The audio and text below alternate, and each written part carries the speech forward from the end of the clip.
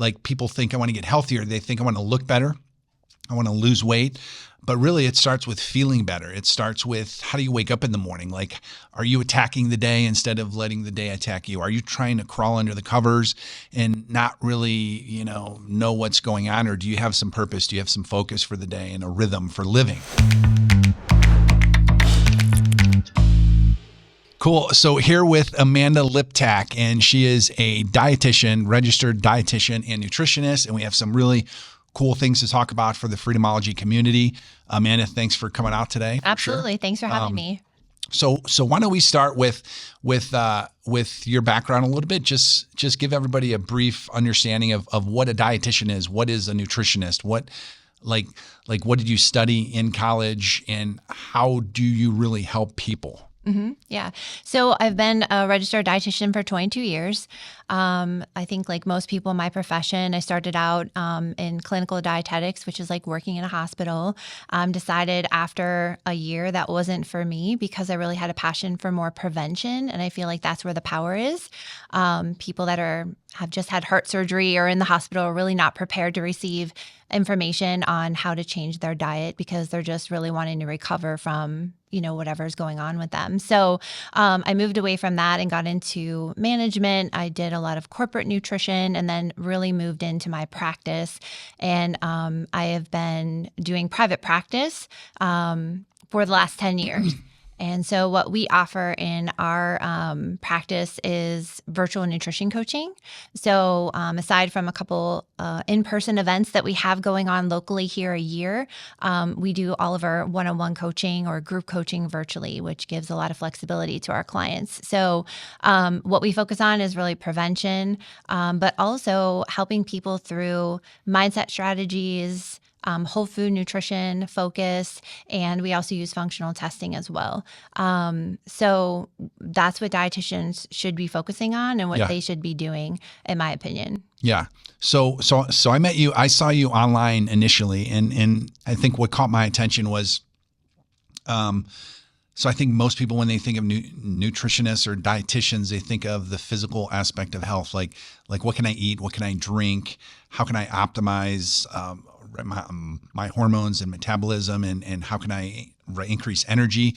I noticed that you had a lot of posts that were mindset based, that were mental based. And I think one of the unique ways that we view health here at Freedomology is like mental health is the foundation. Absolutely. I think that that is just where everything starts. I think if we talk to people, if you and I, and you probably talked to, hundreds and hundreds or, even thousands, like people think I want to get healthier. They think I want to look better. I want to lose weight, but really it starts with feeling better. It starts with, how do you wake up in the morning? Like, are you attacking the day instead of letting the day attack you? Are you trying to crawl under the covers and not really, know what's going on? Or do you have some purpose? Do you have some focus for the day and a rhythm for living? Mm-hmm. So we talk about mental health as a foundation.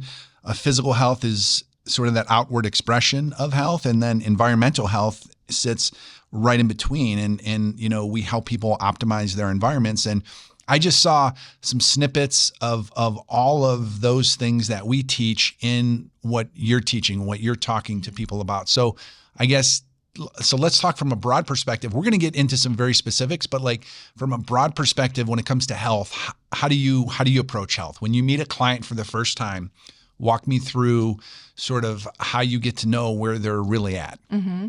Yeah, we work with clients one-on-one at a really deep level. So we literally assess everything that's going on with them. And one of the biggest key factors that I love to get into with people is like, where's their headspace at? I want to know like what kind of diets they've done in the past. What have they failed at? What have they excelled at? What kind of doctors have they seen? What kind of issues have they had? Because everything begins and ends with the mind. And that's what, health is not checking off boxes.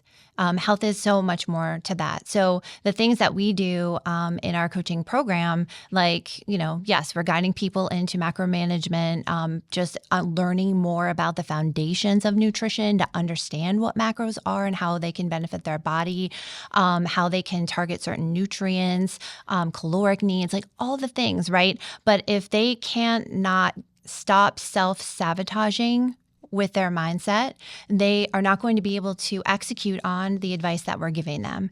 So mindfulness and mindful eating and just being aware and creating a higher level of connection with body and mind has to be part of the coaching program, because if you're not getting that in your program, then you're missing a big piece to the puzzle. You cannot separate the mind and body. Everything is one. And so it's important that people start to recognize that and not approach health as just something that they have to check off every day, because if they're doing it like that, they're doing it wrong. And that's one of the biggest reasons why they keep starting over. Yeah. So you mentioned diets, and you mentioned mindfulness. And so do you, so in your professional role, do you recommend a diet? Like, is there a favorite diet that you recommend to people, or is it more dietary approach? Like, we guide people into a way of eating that's right for them. When we work with people one-on-one, we have recommended all kinds of diet approaches or, guidelines or regimens, whatever you want to call it, right, to people. But the diet that's right for you is the one that you are going to be able to sustain over a long period of time. And people always say, I tried that once and that worked for me, so I'm going to go back to doing it again. And then they go back to doing it again, and they do really well for a while, and they fall off the wagon, and then they gain the weight back, and then they go back to doing it again, right? Like, people come to us in our practice who've done Weight Watchers 4 and 5 times, and they'll say to me, but it works, so I'm going back. And I always challenge them and say, but did it work? Yeah. Right. Because if you have to go and you have to start from scratch all over again, it did not work. We don't have a weight loss problem in the US. We have a weight regain problem. And that means that we have to approach health in a different way. And that's really what it's about. It's taking a different approach that includes mindset, mindfulness, and intuitiveness to connect your body and understand that that is of value, rather than, I'm just going to do this diet, I'm going to follow this meal plan, I'm going to count these points, because there is no self-trust that you develop with yourself in that process. Yeah. And so what happens is the majority of Americans don't really want to take the time to do that. But you fail a diet or an approach enough times, you gain enough weight back, at some point, you're going to be like, I'm done with this. Yeah. I need a different approach. And that's when we see the clients coming to us, because they know that we're going to consider, your mindset. So when we talk about mindfulness, then we teach, this EAT concept, eating for energy, awareness when we're eating. People are shocked when they understand that really food is in their mouth less than 20 minutes a day. So we've done the calculation, about 17 minutes a day. So if somebody's eating 2 to 3 meals a day and some snacks, the pleasure zone, like, when you're actually eating that chocolate or eating those Doritos or that ice cream, and not that you can't consume those types of food, because I'm a big believer that balance is everything. But I think people who struggle with weight, they probably eat too much processed food, too much bad food. But when you think about it, 17 minutes a day, man, it seems like you'd have to be disciplined eating. It seems like such a huge mountain to climb to eat healthy.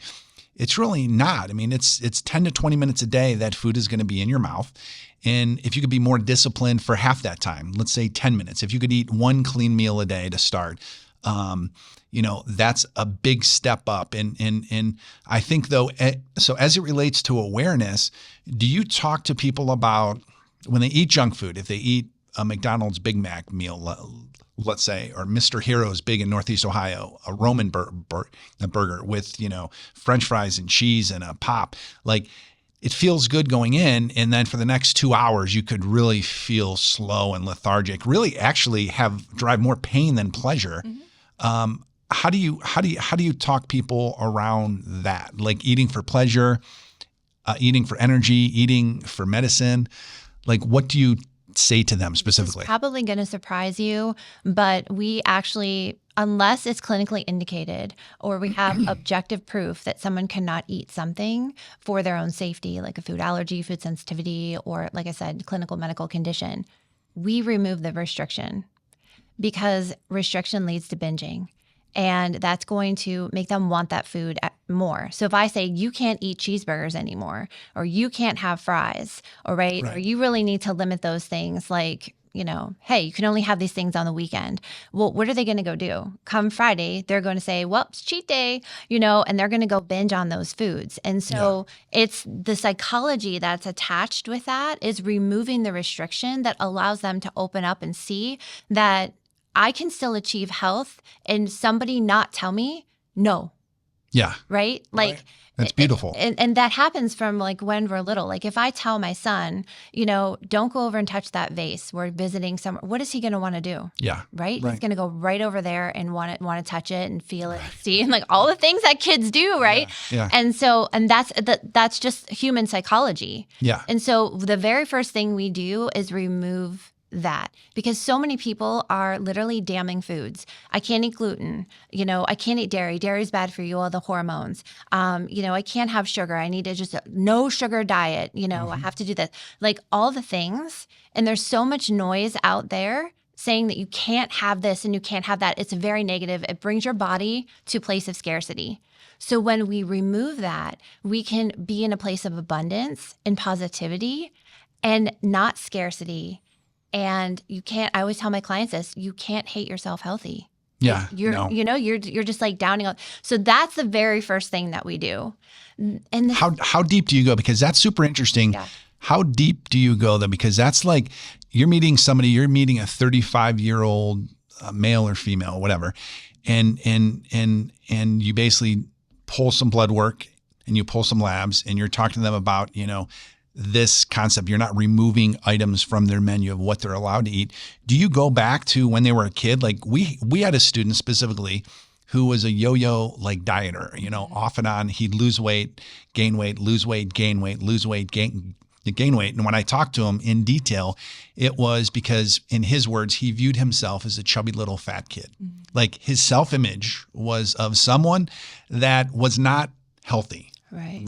Right. So like when he got healthy, he actually put the work in, he got healthier, but mentally he was like, he didn't sort of accept that part of him. Sure. Like, do you go back in time with people ever? Like, for sure. How do you approach that? For sure. I mean, a lot of our habits are generational, right? They're learned from our parents, what our parents did or didn't do. And that can either motivate us or demotivate us, right? And so it's learning to break those generational ties that you don't have to be your parents. You can do things that are different. And a lot of that has to do with like the food rules. I mean, there's so many food rules that we put out there and we convince ourselves that are true that absolutely aren't true. I met with a client earlier today who was telling me that he felt really boxed out for breakfast. He could have only breakfast foods for breakfast. And I said, well, I want you to take the word breakfast and take an X, write it down on your paper and X it out right now. Yeah. Like write the words breakfast foods and take an X and just write over breakfast. Like, what are you left with? And he was like, well, foods. Yeah. And I'm like, yep. That's the key. Like we're boxing. And what does that go back to? Mindset. Yeah. It's our thought process, right? So we have to create a new narrative. We have to change the story that we're telling ourselves. And so for telling ourselves we could only have breakfast foods at breakfast and we're feeling boxed out, right? Like, so it goes back to that mindset. Where did he learn that from? Yeah. Parents. Yeah, exactly. Growing up. And cereal and or Quaker Oats or absolutely or whatever, box cereals, muffins, orange juice, fruit. Right. And I'm not saying there's anything wrong with those foods, but when you bring them all together, now we have an imbalance of nutrients on the plate. And so then the conversation goes to, here's what we want to achieve and here's what you're doing. What's the gap in between? How can we shift that? Right? And then that's where the education comes in. And we start talking about, here's your macronutrients. This is what it needs to look like. So describe macros. So for people that might not know what a macro is, describe that concept. Yeah. So your carbohydrates, your fats, your proteins are your three macronutrients. Those are the big three big players. And then everything is your micronutrients. Those micro means little, right? And so those are important too. But when we're looking at balancing the categories, if you will, that's how we're doing the education. And that's when we also, it's really important that we use the right terms, because when I say like, I'm going to manage your macros, right away, someone's like, oh, I don't know how to, that's so stressful. I tried to do that one time and to track all my stuff. I don't know, all the things. Right. But if we say, we're just going to do some macro education, let's really just educate ourselves about what this means and how that can feel. All of a sudden they're like, Okay. Right. So it's using the right terminology and Yeah, approaching people. wordsmithing it Words is important. matter, right? Yeah, for sure. So if you're asking, do we go back? All the time. Yeah. And if we're asking the right questions and coaching, because we coach people deep, then it's going to come out. So what about the people that want a very specific diet? They're coming to you as the expert. They want you to tell them what they can and cannot eat, because in my experience, a certain percentage of the population needs that. The majority of the population wants to have that flexibility. They love the fact that you wouldn't tell them you cannot eat cheeseburgers. You're not taking items off the menu unless they should, right? Unless they're allergic to something or like I'm allergic to sesame seed and poppy seed. So it's not hard for me to avoid those things because I have an allergic reaction when I eat them. Right. Right. And so what about the people that want so very specific? Are you, when you're recommending a 7-day meal plan, 14-day meal plan, I don't know, do you even do that? We don't do meal plans. Okay. You didn't even do meal plans. We don't do meal plans. And here's the reason why. They don't work. Okay. So I love that because I don't think people ask us for meal plans and it's like, I could give you this, but then I'm putting you in this rigid framework. We believe in loose frameworks. Like we actually have this concept with Freedomology. We teach, it's called loose framework theory. And it's basically, here's the general framework and you need to adapt it to the rhythm of your life. I mean, that's really why we're having a lot of success. So talk about that. For sure. Like the recipe book that you had was amazing because, and I love like recipes, like you could switch out. You don't like strawberries, use blueberries. You know what I mean? Like there's flexibility in that too, but you're guiding them to ideas, which is great. Right. And so we provide meal ideas. That's what we do. We have our own recipe database as well. And it's flexible because we also service a lot of people with food sensitivities and allergies. And so they need to substitute. They need those substitutions. Mm-hmm. The framework we have for a client portal has a nutritional analysis system that allows them to input anything they want and they can see what the data is on that. But it's really important because if we were to give you a 7-day meal plan, mm-hmm. right? And it may be foods you don't like or enjoy. Right. I mean, I like eggplant, but you might hate it. Yeah, I don't like it. I okay, don't like see, there you go. Exactly. Yeah, So, then you're forced into eating something that doesn't really feel aligned with you and it doesn't feel physically or mentally good. Then what happens? Mm-hmm. You start to lose your willpower, mm-hmm. right? Your lack of motivation. And you're like, I just can't do this. Mm-hmm. And then in the end, the conversation becomes, I just didn't try hard enough. I'm going to try it again. Yeah. It wasn't that you didn't have enough willpower. It was the meal plan's not working for you. Yeah. Right. And I know my colleagues are experiencing the same thing. Like you'd be hard pressed to find a practitioner that's actually doing a good job helping people change their life that is actually providing play-by-play. Is this new? Like 10 years ago, were dietitians, nutritionists providing meal plans? We weren't. Okay. I can tell you that. I don't know what other people were doing. But, the communities that, I'm a part of, our professional communities, it's not something that a lot of people provide or, recommend. Yeah. That kind of thing. So do you check a new client? Let's walk through a new client relationship. I refer someone to you. You're going to probably meet with them virtually. Mm-hmm. We meet with them virtually. Yep. The first appointment is, of course, we give them, they have paperwork they need to fill out, right? Yeah. Medical history, all the things, just like if you were to go to the doctor's office. And mm-hmm. so we're reviewing that paperwork. In that, I'm starting to put the puzzle piece together.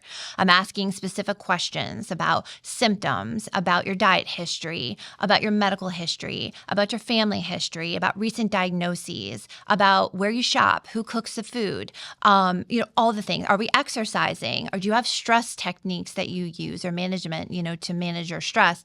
Like we're looking at it from a whole body perspective. So we're not boxing out food because food is only one part of the equation. And also the things you eat affect your mental health for sure. You know what I mean? So it's all this big piece that we're looking at. And we start really bringing things together for people. And then right away, as I'm taking notes and I'm charting, I can see, because I've been doing this for so long, right? So I'd see, low-hanging fruit.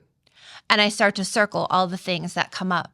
So did you take blood work or Not labs yet? at the beginning. Not necessarily. Because I don't know what I'm working with. You see what I'm saying? Okay. So I'm not going to suggest things that aren't appropriate for somebody if they're not necessary, right? So I want strategically to map out what's going on with this person and what's going to serve them the best. And then also, what do they want to do? Because they got to partner with me in this process too, right? Like this is not like you come in, okay, here's what we're going to do, blah, blah, blah. I mean, I have so many people that leave a doctor's office more confused, more frustrated, more upset because the doctor doesn't even ask them any questions about how they feel about the plan of care. Yeah. Like somebody's input is super important. And I always ask them, like, what are you actually willing to do? On our intake form is 1 through 5. Are you willing to do these things? Yeah. Let's score them and see. So I know, like, what are you willing to do? Because you might not be willing to take supplements, or you might not willing to change your diet, or you don't want to change your exercise program, or whatever it is. And so the things that I'm recommending have to be in partnership with that person. So that's what the first appointment looks like. And then we leave that appointment with a summary of a plan that we both agreed on, and maybe 1 to 3 action items, depending on how big they are and what people can do. And then we start to build out their journey from there. And a lot of people will come and be like, hey, I'm going on vacation this week. Like, can we just, I need this and that. I need foods for travel. I need this and that. My son is vegan. I need idea. Like, you know, like all the things, like we're there for them 100% for that. So I think, you know, this is how it should be.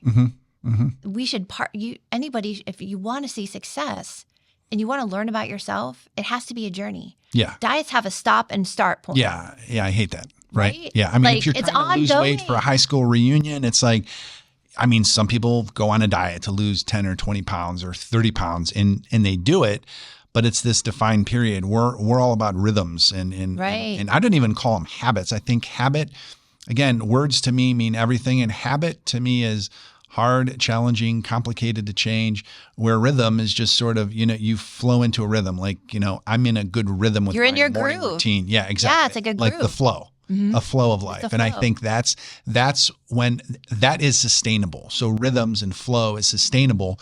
Actually, a good buddy of mine, Ben Hardy, wrote a book, Willpower Doesn't Work. And it's really about optimizing environments. It's about the simple fact that we can't always strong arm our decision making, you know, that part of the brain into making the logical decision when emotion oftentimes wants to win out. And it's about optimizing environment. And I think, again, like giving people a framework, a loose framework is a better environment for success than here's the 7-day meal plan. And then here's the next 7 days, I mean, what happens a year from now? Right. Because you're probably trying to help people get healthy forever. Right, until they die, not necessarily like 4 or 6 months from now, right? For sure. I mean, because what then? And I always ask them, they'll say, I need this, I need that. What they need is to build self-trust. So when somebody's coming and saying, you know, I need a meal plan, I need this, blah, blah, blah. What they've done is they've relied on the thing that they've been told to follow in the past, and that's their comfort zone. So we have to, you have to get uncomfortable a little bit in order to build that self-trust, build that self-confidence, and become a little educated. And when somebody comes and says, I need it, well, first of all, I'm not going to bring on a person that says, I need a meal plan. Because when I actually... Or demands it, yeah, right? You might talk them out of it. You seem to be pretty persuasive. You'll probably be able to talk them out of it. Right? And I will challenge right on the call before I even onboard anybody and say, because deep down, people know. Yeah, I totally agree. It doesn't work, but they're going to it because it's comfortable and they've done it before, and in some way they literally just want the weight off. Yeah. They literally were like, Amanda, I hear what you're saying. Yeah. And it totally makes sense, and I know that you have experience, and this is backed by science, but like, I need to get the weight off, so I'm willing to do anything to get the weight off. And I'm like, and you will be in this position forever. Yeah. Yeah, because that's just how it is. Because guess what? History tells you that that's true. Yeah. Yeah. So let's talk about weight loss, because I think most people probably come to you when they feel overweight. I'd say that's probably the number one. It's probably, I mean, yes, there are underweight people, but I think the majority of Americans, I don't know what percentage it is exactly, but I think the last time I read it, 73 or 78% of Americans are obese even. Like, and I think we need to redefine what obesity is, because I've been obese my entire adult life, classified as obese when, you know, yeah, there's been times I've carried an extra 20, 30, 40 pounds of fat. But, you know, even now when I feel like my weight is optimized for my height and just body type, you know, I'm still classified as obese, and right. So I don't look to myself as obese. Right. And so when we talk about weight loss, it was interesting. I had a functional health appointment this week at the Cleveland clinic. So I've been trying to get into the functional health department. So functional health, how would you define it? I have sort of my definition. Do you have, like, when you look at functional health, do you have a good definition for people? I mean, from my perspective, it's really, it is what it says it is. It's the functionality of the body. And it's really getting to the root cause of what's happening in the body, instead of, you know, conventional medicine treats the symptoms. Mm-hmm. You know, functional medicine, even naturopathic medicine, is working to get to the root cause of what's going on so that you have a resolve and you have an answer, you know, to your condition, what you're wanting to accomplish. And so, like, in the most simplistic form, that's like really what functional. Yeah, that's exactly how I would define it. And then I would add in, like, they, instead of just recommending drugs to solve problems or to put the Band-Aid on the issue, they recommend a much broader sort of treatment or rehabilitation, cellular recovery, you know, some herbs and like vitamin deficiencies, mineral deficiencies. They look at environment. They look at mold exposure. For sure. They're looking at a much broader, you know, perspective on each individual life. The appointments are much longer. Whereas, like, if you typically go to see a doctor, it's pretty quick. Like, you're seeing the nurse and then you're getting your physical and you're talking, they're pulling some lab work or something. You might be talking to the doctor for 10 or 15 minutes and then they're on to the next one. Right. This This was over an hour, you know, so I was pretty impressed. And she noticed that my weight has come down the last 5 years, right? And she's talking to me about weight loss and how I've been able to, you know, at 50, weigh as much as I did when I was early 20s. Okay. And specifically fat loss for me, because my muscle mass has stayed the same, even increased a little bit. But for me, it's been fat loss, which is important. I think most people who want to lose weight, they really should focus on losing fat. The weight will come off as a byproduct, because when you lose the fat, but when you lose weight, like, you don't want to lose muscle mass. 100%. Right? You want to keep your muscle mass, keep lean muscle mass as much as possible. possible. Lose fat. As much as possible, yes. Right, exactly. So I talked to her about carb fasting, and she asked me very specifically, like, okay, how's your diet? And I said, well, about a year ago or so, I started to carb fast, and she like she's typing in her computer. Like, what is that? And you're not going to find it. She's a functional health doctor, and she's like interested in what I just said. And I think this is just a new concept based on an like age-old or biological principle in the body. Like, the body's preferred energy source is to burn glucose or glycogen. So which is what it converts carbs into when we consume carbs. So let's talk about that a little bit. And then sort of we stumbled upon it, I'd say accidentally even, because I've always looked at diets like carnivore or keto as like, it sounds interesting, right? For weight loss, for fat loss. Yeah. But man, so hard to sustain. Like I bet less than 1% of the population could sustain a carnivore diet long term. And those types of diets, you definitely don't want to date them. You don't want to go on one for a few months and then off and then on and off, because you're limiting your metabolic flexibility. Your body just can't keep up with what you're doing to it. So it generally can be unhealthy. Now, you would have dozens or hundreds of experts who could argue this point and say the carnivore lifestyle is the way our ancestors used to eat. I would argue that's completely not accurate, because our ancestors used to, if they killed animals, they'd feast for a few days on proteins and fats, and then they would, that macro, that source would run out, and they'd switch to whatever, grains and berries and fruits and vegetables. So let's just talk about So this concept, I know we've chatted about carb fasting in the past. I want to get your thoughts on sort of how and when the body stores fat, makes a decision to store fat versus use it. Well, first of all, if you overconsume more energy than what you can expend, you're going to gain weight and you're going to store fat, right?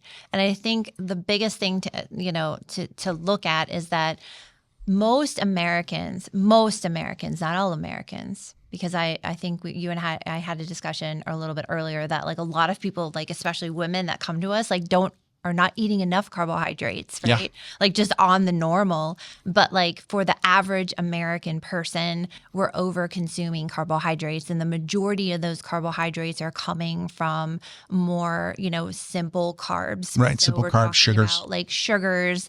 We're talking about and sugar coupled with fats and, low fiber. So we're talking about like a lower nutritive kind of value at play. And what happens when you overconsume those things? Well, you're going to utilize the energy that you need and your body's going to take whatever it needs. But if there's a leftover, then the leftover is actually going to be stored as fat. And I think, that's like we need to think about those things. Right. And so when we have energy that's stored, we can pull and use that into the bloodstream for when we need it, right? Mm-hmm. At some point, that is going to be run down. Like the number one preferred way for the body to utilize energy is through carbohydrates because it's easy, essentially simple carbohydrates. It doesn't need a lot of time to glucose broken first, down. Glucose and first, glycogen. always. Yep. Okay. And so the body's going to be able to utilize that quickly, and it likes that. It likes that efficiency, right? But once we run out of those things, then we turn to the liver, and the liver pulls the stored leftover glycogen, okay? And now we have glucogenesis. And so it starts utilizing that as an alternative form of energy. And so we're running into this, like we can sustain that for probably about 8 to 12 hours. Of either low carb or fasting, no food. And that's when we start to kind of see the liver starting to take over. Of course, every single person is a little different to when that happens, right? But like on average, you're looking at that like 8 to 12 hour like window. Now, if you consider the fact that you're sleeping, and naturally fasting when you sleep, that's where a lot of people are like, oh, intermittent fasting. And that's kind of like where that concept comes in. So do you like intermittent fasting? When people come to you, is this something that you and most dietitians, nutritionists challenge, don't like? How do you feel about intermittent fasting? I think it depends on like fasting? Who the population is that you serve. Yeah. Because there's going to be intermittent fasting that could work for some people, and there's going to be intermittent fasting that should not work for some people, right? I really take it on an individual basis. What mentally and emotionally feels good to you? And then also physically, how do you feel physically before and after, during the process, maintaining it, sustaining it, all the things, right? Like all the things that we've been talking about is all important to consider. But then also from a clinical perspective, like literally what's happening to your inner systems. Like I look specifically at the central nervous system as a huge marker into which way that you're going to eat is going to be the best way to serve you. How do you measure that? So we're talking about like adrenal health. We're talking about thyroid health. We're talking about just anxiety, level of cortisol, which cortisol is your stress hormone, blood sugar balance. Are you able to maintain blood sugar control? Do you have a lot of symptoms where you are having terrible mood swings? You are just feeling brain fog. You don't have energy, sustained energy. You feel like you're always rushing for a coffee at like 2:00 in the afternoon. Those types of things. So looking at your central nervous system regulation is going to be real. It has to be aligned with intermittent fasting. For sure. Because when you're literally not eating until like 12 noon, and you feel like you could literally eat your eyeballs out at like 9 a.m., intermittent fasting is probably not for you, right? A lot of women that are childbearing age, even into like perimenopause age, midlife, are probably not going to benefit from intermittent fasting. Postmenopause could be, based on your situation. But also, like, guys tend to do better with intermittent fasting because the hormones aren't at play, in my experience. And those are just the people that like we service. Also, if someone is intermittent fasting and they actually can't get in enough calories in their window and now they're under eating and they're malnourished, the body goes into starvation mode. Right. And your metabolism's going to slow. So what's the point? How many calories under, if somebody's basal metabolic rate, let's just throw 2,000 calories a day out there. So that's what their body is burning just to live and survive. Okay. So 2,000 calories a day.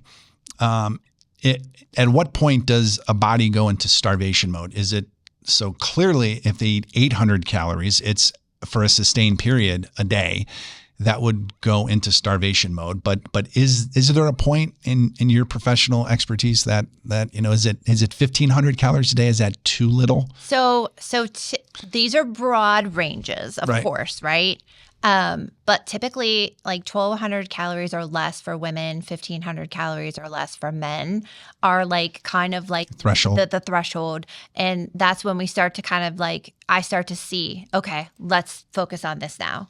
Let's focus on why are we not consuming amount of calories? Where's the opportunity to get it? And also like, where's our mindset around that? Yeah. Because there's obviously some feelings and emotions around that too.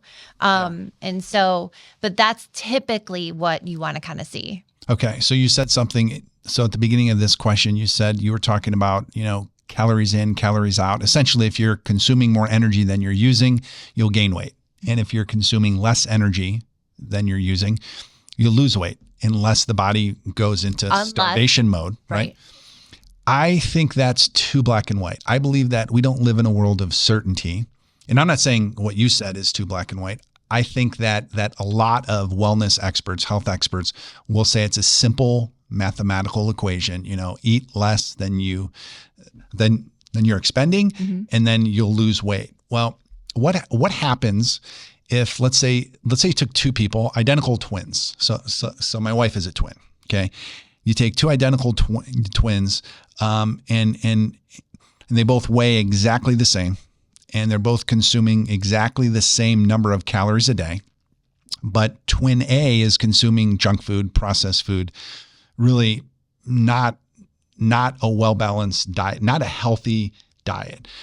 Twin B is consuming the healthier diet, same number of calories. I think in a vacuum, we might see, and when I say in a vacuum, I mean like that day, the next day, the day after, maybe even the week, weight loss would probably be, or weight gain would probably be identical. But I'm a big believer that our metabolisms are evolving constantly. They're always improving or getting worse. And so I think most people's metabolisms are stuck in first gear, second gear. Like in high school, they were in fourth, fifth gear. Like if we're comparing the body to a machine, a car, like, on the highway, a car, if you try to go in first gear on the highway, you're going 20 miles an hour. Okay. And that's most adults in America, their metabolisms are just not operating efficiently. So my point is, this person who's eating healthier over time, their basal metabolic rate will increase, while this person's could decrease. So it's like we can't look at it in a vacuum. It can't be just calories in, calories out. I don't think it has to be. And that's just a starting point, really. Yeah. Because I've also seen, like, when we run the functional tests on clients, I'll take an HTMA, for example, which is a hair tissue mineral analysis. It looks at, mineral balance in the body. It looks at evaluating stress, but it also assesses heavy metals. And, say I have a client who has heavy metal toxicity. I had a client most recently that has an aluminum toxicity. It's going to... What is that going to do? It's going to really grab excess aluminum, not an allergic reaction to aluminum, just excessive toxic levels. Toxic levels. So, and so we work on really addressing that. Really, we want to pull that out from the body, right? So, but where's it going? It wants to store in the soft tissue, in the fat cells. Yeah. And so that's affecting her ability to lose weight in a major way, just because the levels were so exponentially high. So there are, when we say like calories in, calories out, burning those that's generally speaking, but you have to look at the whole, and that's why it's individual. You have to look at the whole picture. You have to look at the whole picture. The types of calories you consume over time will have a direct impact on your metabolic health. Right. Either and not better or worse. Absolutely. Because not all calories are created equal. Like when I first went to school, we were told that if you eat a cookie and it's 100 calories, and if you eat broccoli at 100 calories, that's it. Yeah. Right. But now we know that's not true because utilization of macronutrients matter to the body. Quality matters. Quality and quantity both matter. Right. But when we talk about calories in versus calories out, we can't ignore that either. Yeah. So what I'm saying is everything matters. Yeah. And there's a lot of little levers to getting healthier, and there's some big ones, right? Like morning routine, we think is a big one. Dietary approach is a big one. What about biohacking? Like, are you, when you run labs and look at functional health of your patients, are you making any recommendations on supplements and vitamins and minerals and protein, excess protein, creatine? Like you're getting into people who are not only health conscious, but who want to add more muscle and just feel a lot younger, more energy, more vitality. How do you approach that? For sure. Well, number one, we approach whole foods first. We want to teach people that they can get what they need through a diet approach. And to do that, they're going to have to put in some more effort.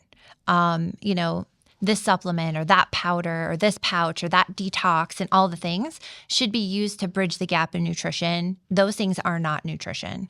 And so that's what we really want them to see, is that they can actually accomplish a lot of things just by changing the foods that they're eating, when they're eating, how they're eating it, and just their mindset view on all of that. But there comes a time when they want to accomplish certain things and they do need a little bit of help. So we will recommend supplements based on their goals, where they're at, where they need to go, what their laboratory work says, like all the things.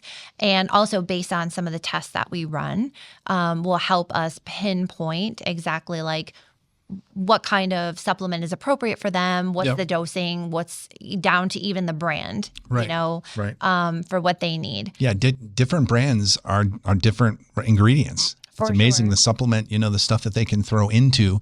It's unregulated industry, and you have to be careful. You do have to be careful, and that's the thing. It's like a lot of people are like, well, the FDA doesn't regulate supplements.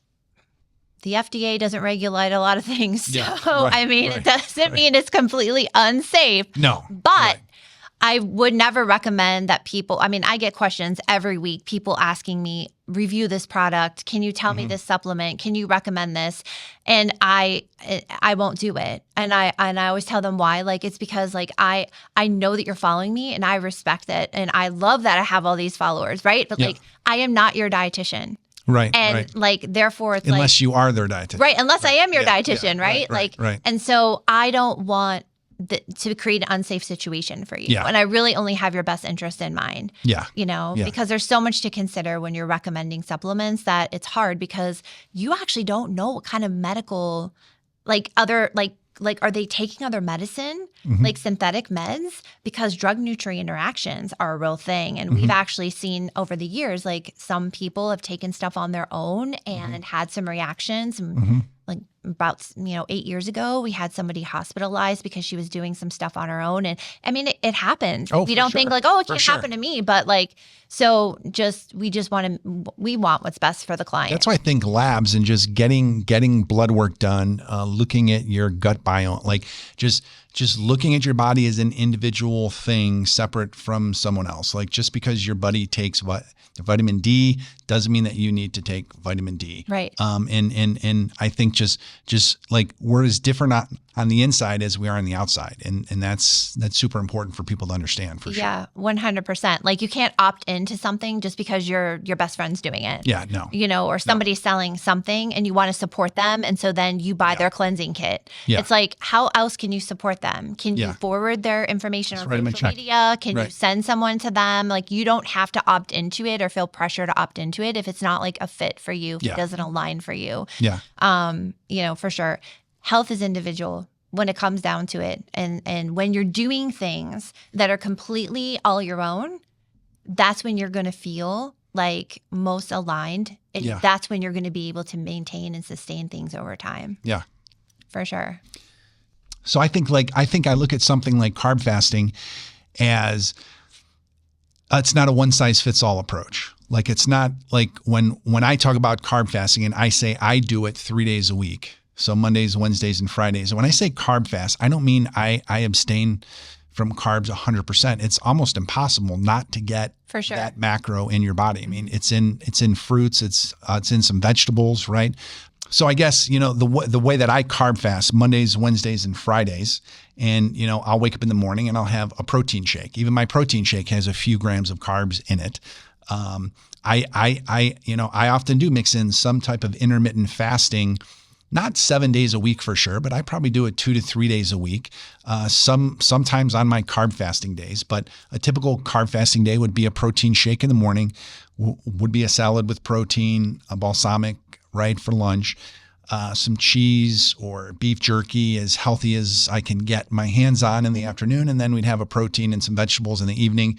And typically after I eat at like 6 o'clock, I'm not eating anything, right? So I've never tracked this, but I bet my net calories, my protein intake for sure is over 200 grams on those days. Fat intake is higher than normal.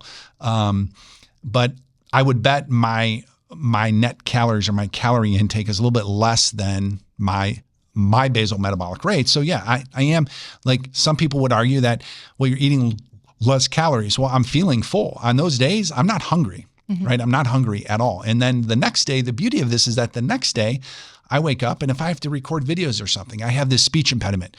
And you know what I found that is the best food for my speech is a 4-cheese souffle from Panera, which has carbs, fats, and proteins in it.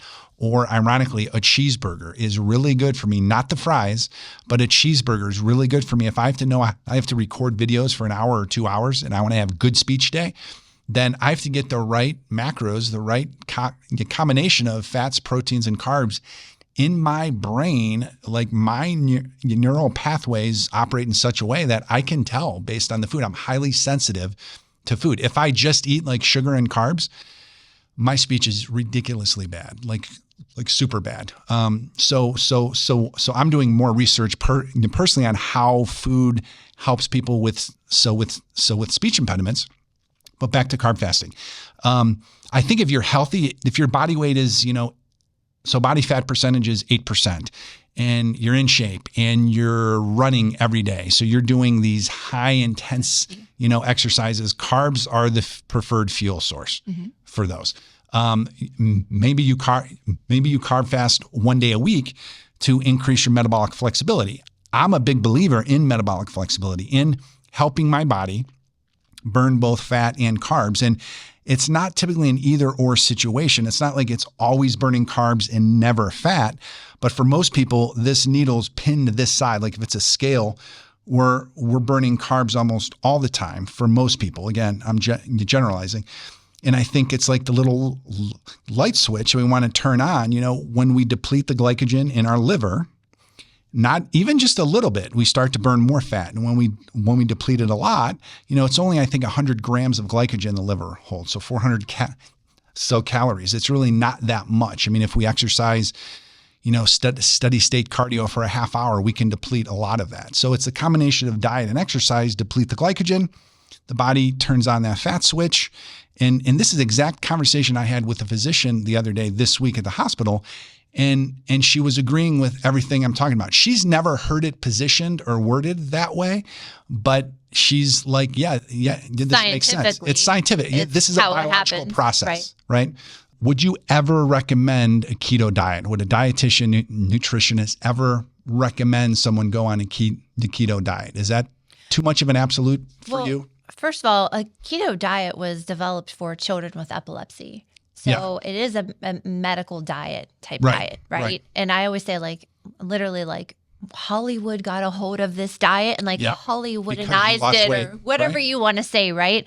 Just like semaglutide, right? Is it's a diabetic drug that happened to to force people to lose weight, and now it's a weight loss, right? For sure. Yeah.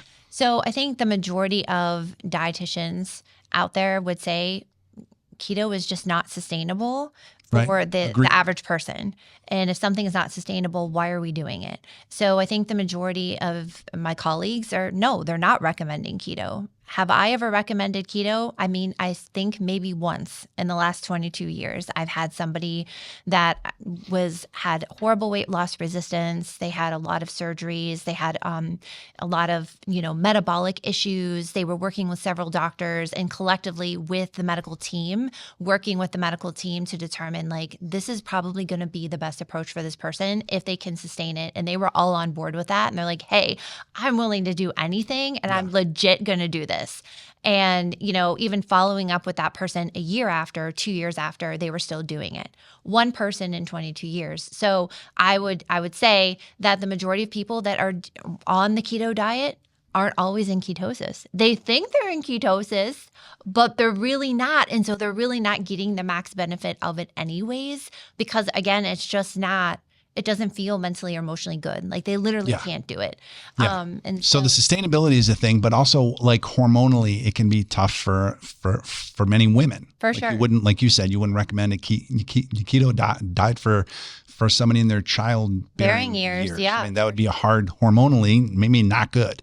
For sure. Not effective. Yeah. Right. Yeah. And then you go through, and I'm sure you've heard this term, but have you heard of the term keto flu? Oh, for sure. Right. And you transition into ketosis, your body goes through this change and is trying to deal with everything that's going on. You can have leg cramping, you have heart palpitations, you literally feel like you have the flu. Yep. And so your body is you're using an alternative energy source. It's a big deal. Your body is so pinned, metabolically inflexible, that now you're pinning it the other way. And that's why I think the beauty in this carb cycling, carb fasting approach of going back and forth is just, it increases metabolic flexibility, and our bodies were designed to burn both fat and carbs for energy. We're just for so many of us, we're just pinned one way or the other. Mm-hmm.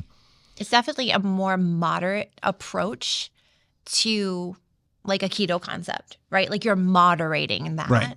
And like you said, you're offering that flexibility. And I think if somebody feels mentally better doing that and they can sustain that over time, then obviously that's something that resonates with them. Mm-hmm. It's going to make them, feel higher energy, clear, better cognition, mm-hmm. Less brain fog, more dialed in, and lose weight, losing fat, lose right? Fat loss, and all the things, but if it's stressing someone out, or if they feel they don't have energy, if they feel the opposite of what the diet should promoting, and there's going to be those people that just can't really clinically need more carbohydrates on a daily basis, then it might not be for them. Yeah. Right. But I think it's a great concept for moderation, bringing that in to that flexibility standpoint, because we know keto doesn't work, but we also know from a scientific perspective, there's a lot of things about keto that are going to be really beneficial to the body for somebody who wants to actually lose fat. Mm-hmm. Mm-hmm. But it has to feel mentally and emotionally aligned. It has to, you have to develop the rhythm. You got to develop the rhythm. Yeah. It's all about the vibe. Yeah. It's all about the rhythm. It has to be sustainable. And it what we're experiencing with our community is it's not a diet. Some people are looking at it like a diet. We're definitely not telling people what to eat. We're telling people when to eat.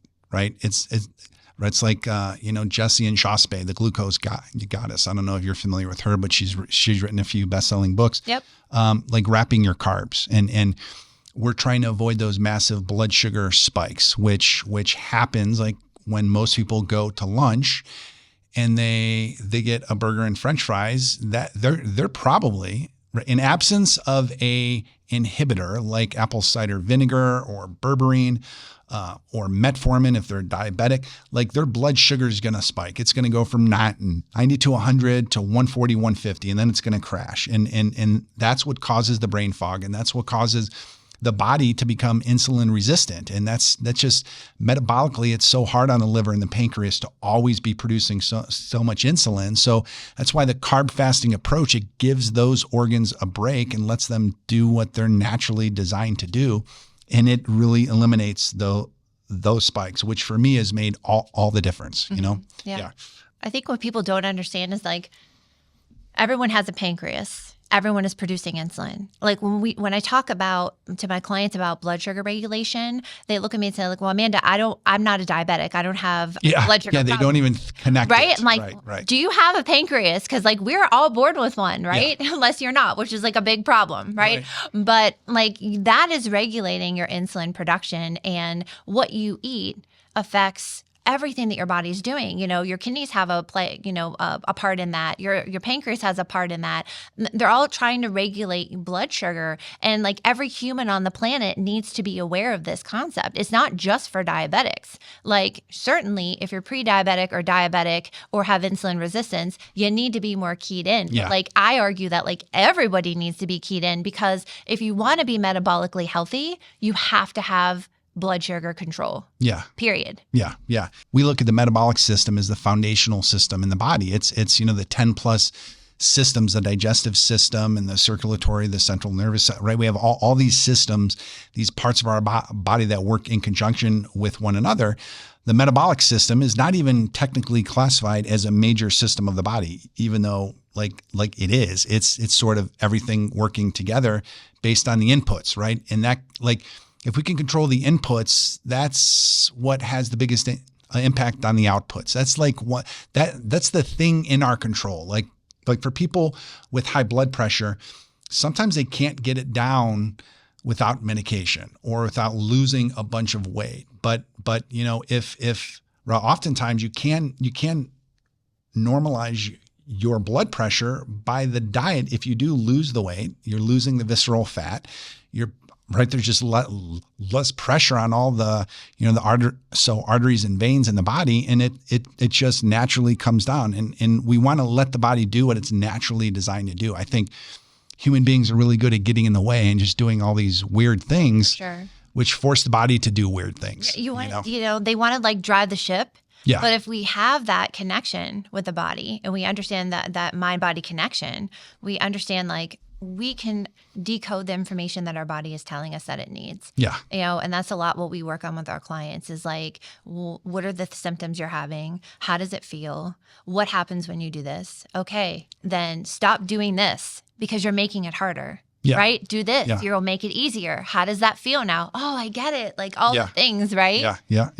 So 100%. Well, awesome, Amanda. Thanks for stopping out and chatting sure. today. We talked about, how to help people get healthier, and I can't think of a better subject to spend an afternoon with you talking about. So I appreciate it. I'm looking forward to you helping our community more in the future. For sure. I'm super excited about that. Cool. Thanks, Greg. Thanks, Amanda.